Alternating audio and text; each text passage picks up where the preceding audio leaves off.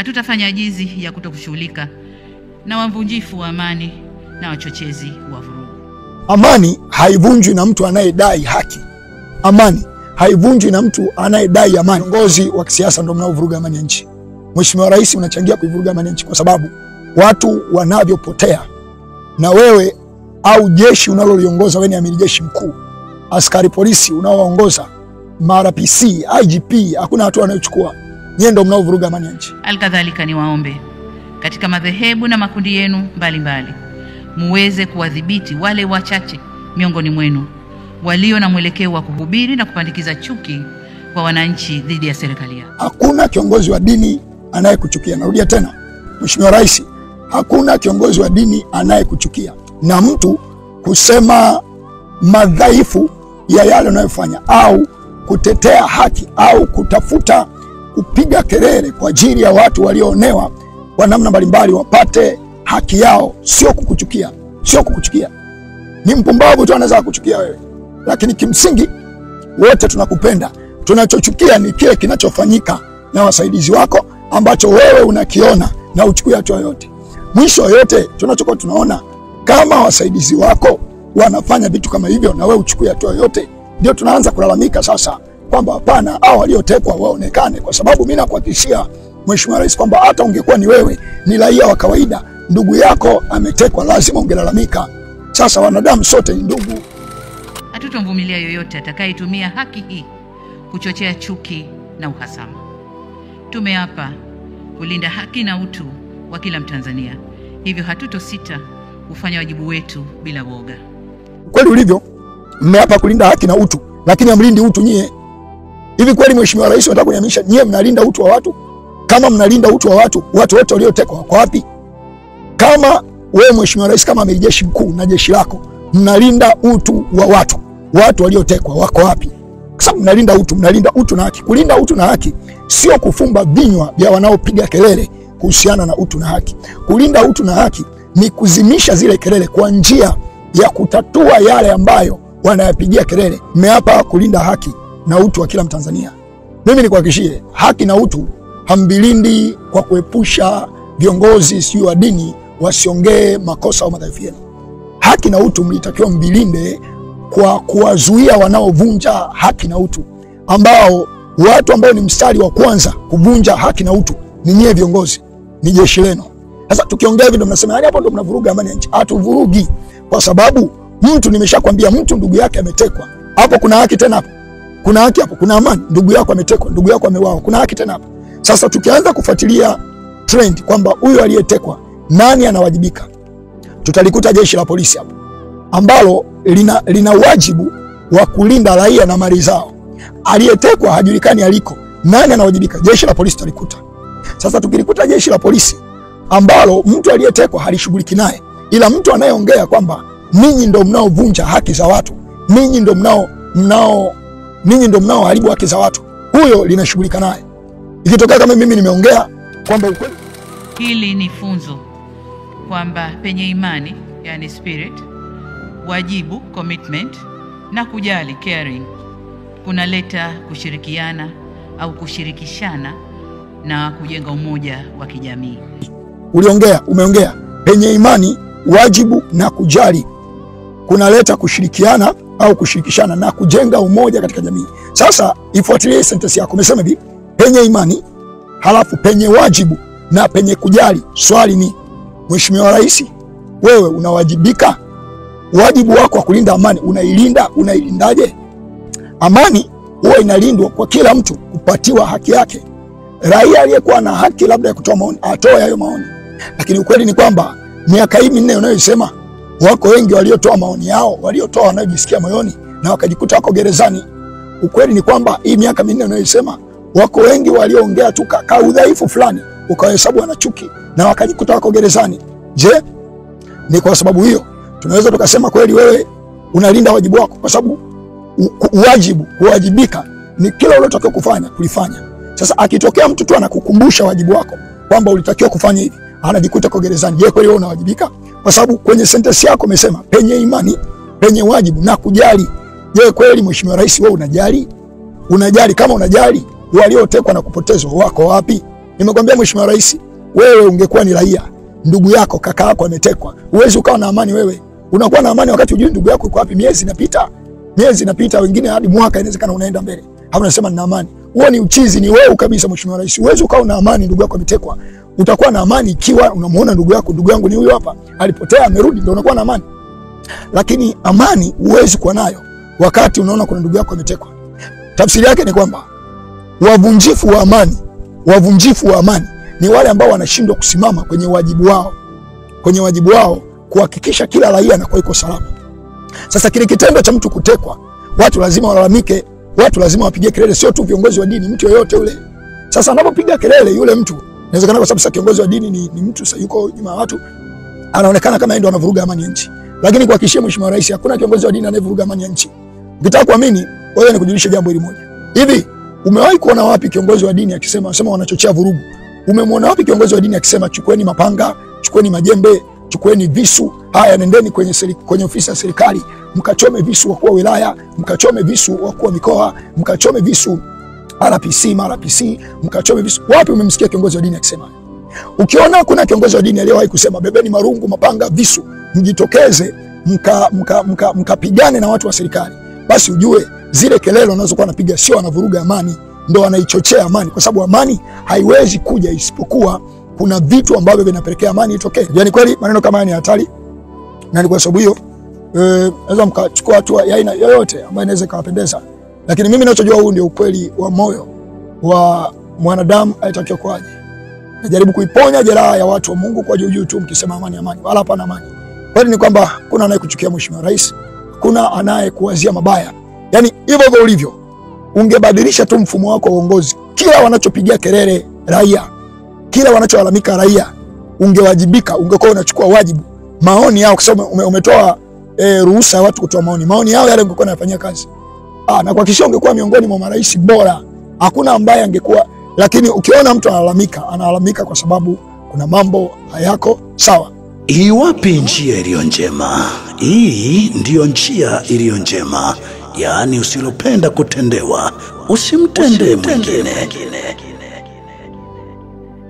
Kwanza ambalo nimelalamikia ni kwamba madhabahu au watu wa dini wasidandie hoja za kisiasa, na ni kama wanalalamika sana kuonyesha watu wa dini ndio wanaovuruga aidha uongozi wako au wanaovuruga amani ya nchi, kwa sababu ya yale wanayokuwa wanayafanya au wanayoongea kwenye madhabahu zao au kwa namna mbalimbali, na sababu hiyo serikali haitavumilia. Jambo la kwanza kabisa ni kujulisha Mheshimiwa Rais. La kwanza kabisa ni kwamba hakuna mtu yeyote anayekuchukia. Hakuna kiongozi wa dini anayekuchukia. Narudia tena, Mheshimiwa Rais, hakuna kiongozi wa dini anayekuchukia. Na mtu kusema madhaifu ya yale unayofanya au kutetea haki au kutafuta kupiga kelele kwa ajili ya watu walioonewa kwa namna mbalimbali wapate haki yao, sio kukuchukia. Ni mpumbavu tu anaweza kukuchukia wewe, lakini kimsingi wote tunakupenda. Tunachochukia ni kile kinachofanyika na wasaidizi wako ambacho wewe unakiona na uchukue hatua yoyote. Mwisho yote tunachokuwa tunaona kama wasaidizi wako wanafanya vitu kama hivyo na wewe uchukue hatua yoyote, ndio tunaanza kulalamika sasa kwamba hapana, hao waliotekwa waonekane. Kwa sababu mimi nakuhakikishia Mheshimiwa Rais kwamba hata ungekuwa ni wewe, ni raia wa kawaida, ndugu yako ametekwa, lazima ungelalamika. Sasa wanadamu sote ni ndugu. Umesema tumelinda undugu, tumelinda umoja. Wanadamu sisi sote ni ndugu. Alipopotea sijui Deusdedith Soka, alipopotea Shadrack, alipouawa Mzee Kibao, sisi sote ni ndugu. Hata ingekuwa wewe ni ndugu yako ameuawa, ingekuwa wewe ni mwanao ametekwa, amepotezwa, ungepiga kelele. Kwa hiyo kupigia kelele haki, utu, ubinadamu, si kukuchukia. Hakuna anayekuchukia. Na sisi kupigia kelele haki, utu na ubinadamu ni wajibu wetu tuliopewa na neno la Mungu. Kusomea maandiko hapa, najua haya vitu vingi huwa msikize, kwa sababu naona nyie ndio wote wachochezi wale. Mithali 31 mstari 8. Fumbua kinywa chako kwa ajili yake aliye bubu, watetee watu wote walioachwa peke yao. Fumbua kinywa chako kwa ajili ya mtu ambaye hata akiongea hawezi kusikika. Fumbua kinywa chako kwa ajili ya haki ya mtu ambaye inawezekana ameonewa kwa namna moja nyingine. Sasa hii ni wajibu wetu wa kibiblia ambao tukiongea haya, Mheshimiwa Rais amesema madhabahu za kidini ziendelee kuwafundisha watu wabaki kwenye anasema ziendelee kuwafundisha watu wabaki kwenye nidhamu ya dini au maadili ya dini. Sasa maadili ya dini yanataka fumbua kinywa chako kwa ajili yake aliye bubu, watetee watu wote walioachwa peke yao. Watu mbalimbali wanaokuwa nalia, wale wanakuwa ni watu mithili ya watu walioachwa peke yao, kwa sababu wanalia na kilio chao kimsingi na kwa hakuna mtu anaweza kusikiza. Sasa kazi ya kiongozi wa dini, maandiko yanamwagiza fumbua kinywa chako kwa ajili yake aliye bubu, uwatetee watu wote walioachwa peke yao. Ni kujulisha jambo la kwanza, Rais Samia, hakuna anayekuchukia na mtu kutetea haki fulani, kutetea aliyetekwa, kutetea aliyeuawa, kutetea aliyepotezwa, si kana kwamba anakuchukia. Hapana, hakuchukii, bali anatetea yule mtu apate haki yake. Lakini pia jambo la pili, wanasema mmeapa kulinda haki na utu wa kila Mtanzania. Kwa hiyo hamtasita kuchukua wajibu wenu. Kwanza niwajulishe kulinda haki ni nini. Kwenye maelezo ya mwanzo kabisa ulisema kwamba penye imani, wajibu na kujali. Umeongea penye imani, wajibu na kujali kunaleta kushirikiana au kushirikishana na kujenga umoja katika jamii. Sasa ifuatilie sentence yako. Umesema hivi, penye imani, halafu penye wajibu na penye kujali. Swali ni, Mheshimiwa Rais, wewe unawajibika? Wajibu wako wa kulinda amani unailindaje? Amani huwa inalindwa kwa kila mtu kupatiwa haki yake. Raia aliyekuwa na haki labda ya kutoa maoni atoe hayo maoni, lakini ukweli ni kwamba miaka hii minne unayoisema, wako wengi waliotoa maoni yao, waliotoa wanayojisikia moyoni na wakajikuta wako gerezani. Ukweli ni kwamba hii miaka minne unayoisema, wako wengi walioongea tu ka udhaifu fulani ukawahesabu wana chuki na wakajikuta wako gerezani. Je, ni kwa sababu hiyo tunaweza tukasema kweli wewe unalinda wajibu wako? Kwa sababu wajibu, kuwajibika ni kila uliotaka kufanya kulifanya. Sasa akitokea mtu tu anakukumbusha wajibu wako kwamba ulitakiwa kufanya hivi, anajikuta kwa gerezani. Je, kweli wewe unawajibika? Kwa sababu kwenye sentence yako umesema penye imani, penye wajibu na kujali. Je, kweli Mheshimiwa Rais wewe unajali? Unajali? Kama unajali, waliotekwa na kupotezwa wako wapi? Unasema wajibu wa kulinda amani ni wajibu wa jeshi la polisi, lakini wajibu huo pia mnauweka kwa viongozi wa dini, au umeamua kuwapa viongozi wa dini. Je, hilo jeshi la polisi linalinda amani wapi? Watu wanatekwa, watu wanauawa, kina Mzee Kibao, watu wanapotea. Hawa wanaopotea, hiyo amani inalindwa wapi?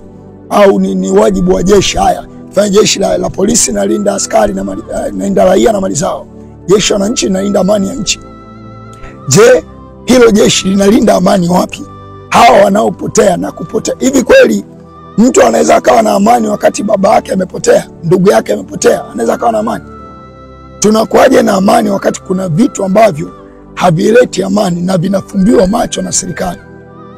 Tunakuaje na amani wakati kuna vivunja amani, kuna matukio ya kuvunja amani, kuna utekaji ambao unafanywa, hata kama unafanywa na wasiojulikana? Jeshi la polisi liko wapi? Lina kazi gani? Kama haliwajibiki katika hayo yote, tunasemaje kwamba tuna amani? Tunasemaje jeshi linalinda amani? Linalinda amani ipi? Linayemlindia amani ni nani? Linalinda amani ya viongozi au linalinda amani ya nani? Hiyo amani iko wapi? Kwa sababu kama mimi ndugu yangu ametekwa, siwezi nikaendelea kujidefine kwamba mimi nafanyaje, nina amani. Siwezi nikawa na amani. Siwezi kuwa na amani wakati ndugu yangu ametekwa na sijui aliko. Maandiko katika Yeremia hapa 6:14 anasema, wameiponya jeraha ya watu wangu kwa juu tu, wakisema amani amani, wala hapana amani. Hapana amani. Amani. Nchi yetu inasifika kwa na amani. Hapana. Mtu hawezi akawa na amani wakati ndugu yake ametekwa. mtu aweza kawa na amani ndugu yake ameuawa, na hakuna hatua yote ya wazi inayochukuliwa kuonyesha the seriousness kuhusiana na vitu kama hivyo.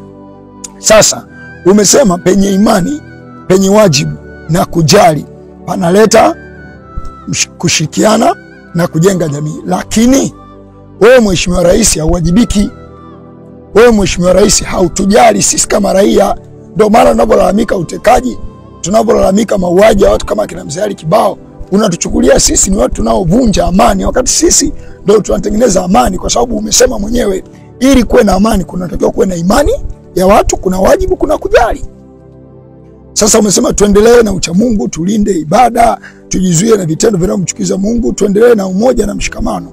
Sasa umoja na mshikamano huu ili uendelee, haya mambo ya juu uliyoyataja lazima yazingatiwe: imani, wajibu na kujali. Tukuone unawajibika mahali ambapo mtu amepotea, tukuone unaliwajibisha jeshi la polisi. Walikuwa kwa kina Magufuli, mtu amepotea, kamanda wa polisi RPC, bwana huyu mtu yuko wapi? Hajui, anavuliwa cheo. Why? Kwa sababu unapoona mtu amepotea, kamanda wa polisi wa mkoa hana taarifa zote, hajui, hajawajibika kwenye wajibu wake, hajawajibisha walio chini yake, huyo kama mteule wa rais anatakiwa avuliwe cheo. Wajibu kama huo hatujakuona rais ukiufanya. Lakini kujali, hatujakuona ukijali hali za watu mbalimbali ambao ndugu zao wametekwa kwa namna mbalimbali. Hatujakuona ukijali kwamba unachukua hatua gani. Sasa mimi nikujulishe kwamba kwanza hakuna anayekuchukia, lakini pili, mmeapa kulinda haki na utu wa kila Mtanzania. Mimi nikuhakikishie, haki na utu hambilindi kwa kuepusha viongozi sio wa dini wasiongee makosa au madhaifu yenu. Haki na utu mlitakiwa mbilinde kwa kuwazuia wanaovunja haki na utu, ambao watu ambao ni mstari wa kwanza kuvunja haki na utu ni nyie viongozi, ni jeshi lenu. Sasa tukiongea hivi ndio mnasema yani hapo ndio mnavuruga amani ya nchi. Hatuvurugi, kwa sababu mtu, nimeshakwambia, mtu ndugu yake ametekwa, hapo kuna haki tena? Hapo kuna haki? Hapo kuna amani? Ndugu yako ametekwa, ndugu yako ameuawa, kuna haki tena hapo? Sasa tukianza kufuatilia trend kwamba huyu aliyetekwa nani anawajibika, tutalikuta jeshi la polisi hapo ambalo lina wajibu wa kulinda raia na mali zao. Aliyetekwa hajulikani aliko, nani anawajibika? Jeshi la polisi tutalikuta. Sasa tukilikuta jeshi la polisi ambalo mtu aliyetekwa halishughuliki naye, ila mtu anayeongea kwamba ninyi ndio mnaovunja haki za watu, ninyi ndio mnaoharibu haki za watu, huyo linashughulika naye. Ikitokea kama mimi nimeongea kwamba ukweli ulivyo, mmeapa kulinda haki na utu, lakini hamlindi utu nyie, hivi kweli Mheshimiwa Rais unataka kuniamisha nyie mnalinda utu wa watu? Kama mnalinda utu wa watu, watu wote waliotekwa wako wapi? Kama wewe Mheshimiwa Rais, kama amiri jeshi mkuu na jeshi lako mnalinda utu wa watu, watu waliotekwa wako wapi? Kwa sababu mnalinda utu na haki. Kulinda utu na haki sio kufumba vinywa vya wanaopiga kelele kuhusiana na utu na haki. Kulinda utu na haki ni kuzimisha zile kelele kwa njia ya kutatua yale ambayo wanayapigia kelele. Kama wanapigia kelele sio tume ya uchaguzi, mimi siko miongoni mwao, ila sio wanaopigia kelele sio no reform no election, sio mimi. Lakini mimi niko miongoni mwa wanaolia kuhusiana na utekaji, wanaolia kuhusiana na mauaji, kwa sababu ukisema mnalinda utu, manake thamani ya ubinadamu wa mwanadamu ni kitu cha juu zaidi kuliko kitu kingine chochote. Lakini pia jambo la tatu tumesema hamtafumbia macho au kuto kuwashughulikia wavunjifu wa amani na wachochezi wa vurugu. Narudia tena Mheshimiwa Rais, amani haivunjwi na mtu anayedai haki. Amani haivunjwi na mtu anayedai amani. Kwa sababu nimekwambia Mheshimiwa Rais, wewe ungekuwa ni raia, ndugu yako kaka yako ametekwa, uwezi ukawa na amani. Wewe unakuwa na amani wakati hujui ndugu yako yuko wapi. Miezi inapita, wengine hadi mwaka inawezekana unaenda mbele, hapo unasema na amani. Huo ni uchizi, ni wewe kabisa Mheshimiwa Rais. Uwezi ukawa na amani ndugu yako ametekwa. Utakuwa na amani ikiwa unamuona ndugu yako, ndugu yangu ni huyu hapa, alipotea amerudi, ndio unakuwa na amani. Lakini amani huwezi kuwa nayo wakati unaona kuna ndugu yako ametekwa. Tafsiri yake ni kwamba wavunjifu wa amani ni wale ambao wanashindwa kusimama kwenye wajibu wao kuhakikisha kila raia anakuwa yuko salama. Sasa kile kitendo cha mtu kutekwa, watu lazima walalamike, watu lazima wapige kelele, sio tu viongozi wa dini, mtu yoyote yule. Sasa anapopiga kelele yule mtu, inawezekana kwa sababu sasa kiongozi wa dini ni mtu sasa yuko nyuma ya watu, anaonekana kama yeye ndio anavuruga amani ya nchi. Lakini kuhakikishia Mheshimiwa Rais, hakuna kiongozi wa dini anayevuruga amani ya nchi. Ukitaka kuamini, wewe nikujulishe jambo hili moja. Hivi umewahi kuona wapi kiongozi wa dini akisema wanachochea vurugu? Umemwona wapi kiongozi wa dini akisema chukueni mapanga, chukueni majembe, chukueni visu, haya nendeni kwenye ofisi ya serikali, mkachome visu wakuu wa wilaya, mkachome visu wakuu wa mikoa, mkachome visu RPC, mkachome visu? Wapi umemsikia kiongozi wa dini akisema? Ukiona kuna kiongozi wa dini aliyewahi kusema bebeni marungu, mapanga, visu, mjitokeze mkapigane na watu wa serikali, basi ujue zile kelele wanazokuwa anapiga sio anavuruga amani, ndo anaichochea amani, kwa sababu amani haiwezi kuja isipokuwa kuna vitu ambavyo vinapelekea amani itokee. Ni vipi hivyo? Tumuone kila mtu anaishi kwa amani, tumuone kila mtu anaonekana, lakini mimi kakaangu ametekwa, mimi ndugu yangu ametekwa, mimi rafiki yangu ametekwa, mimi ndugu yangu hajulikani aliko, halafu kasema na amani. Sio kweli. Au unaosema mnawashughulikia ni kweli, miaka yako 4 kuna watu umeona amefungwa, kinabarikiwa. Una ule mchungaji sio aliyekuzomea naye alifungwa, alikaa gerezani. Mvunjifu wa amani sio yule anayepigia kelele haki. Mvunjifu wa amani ni yule ambaye hajasimama kwenye wajibu wake. Na rejea kwenye sentence yako. Umesema penye imani, alafu penye wajibu na penye kujali. Sasa maeneo mawili ya mwisho, wajibu na kujali, sio maeneo ambayo kuanzia wewe Mheshimiwa Rais unayeangalia alivyouawa Mzee Kibao ulitoa agizo iletwe ripoti ya kuuawa kwa Mzee Kibao, lakini baada ya muda ukasema kifo ni kifo tu. Sasa wewe ndio umesema kwamba unataka ripoti ya kuuawa kwa Mzee Kibao. Baada ya muda wewe mwenyewe unageuka unasema kifo ni kifo tu. Mtu wa Mungu, kwa hali kama hiyo unakuwa unaonyesha kwamba wewe haujali hao watu. Hapo hakuna kujali, hapo hakuna tena wajibu unaowajibika. Sasa umeongea mambo mengi, lakini unasema viongozi wa dini wasidandie agenda au vishawishi ya kisiasa, lakini hiyo nitakuja kuichambua wakati mwingine. Sasa hivi kwanza nikwambie amani ya nchi, viongozi wa kisiasa ndio mnaovuruga amani ya nchi. Mheshimiwa Rais unachangia kuivuruga amani ya nchi kwa sababu watu wanavyopotea, na wewe au jeshi unaloliongoza, wewe ni amiri jeshi mkuu, askari polisi unaowaongoza, RPC, IGP, hakuna hatua anayochukua. Nyie ndio mnaovuruga amani ya nchi. Yaani kweli maneno kama haya ni hatari, na ni kwa sababu hiyo naweza mkachukua hatua ya aina yoyote ambayo inaweza kuwapendeza, lakini mimi ninachojua huu ndio ukweli wa moyo wa mwanadamu aitakiwa kwaje. Najaribu kuiponya jeraha ya watu wa Mungu kwa juu tu mkisema amani, wala hapana amani. Bali ni kwamba kuna anayekuchukia Mheshimiwa Rais, kuna anayekuwazia mabaya. Yaani hivyo ulivyo, ungebadilisha tu mfumo wako wa uongozi. Kila wanachopigia kelele raia, kila wanacholalamika raia, ungewajibika, ungekuwa unachukua wajibu. Maoni yao, kwa sababu umetoa ruhusa ya watu kutoa maoni yao yale ungekuwa unayafanyia kazi. Na kwa kisha ungekuwa miongoni mwa marais bora. Hakuna ambaye angekuwa. Lakini ukiona mtu analalamika kwa sababu kuna mambo hayako sawa. Nitarudi na part 2. Sijajua kama nitatekwa, kupotezwa ama hata kuuawa kabla sirudi na part 2. Lakini inawezekana baada ya muda nitarudi na part 2 kuchambua dini na viongozi wa dini unaosema rais ni wapi. Je, ni dini ya kuwa tu watumwa wa wazungu au ni dini ya kutetea kila aliyeonewa sawa na maandiko ya kwenye Biblia?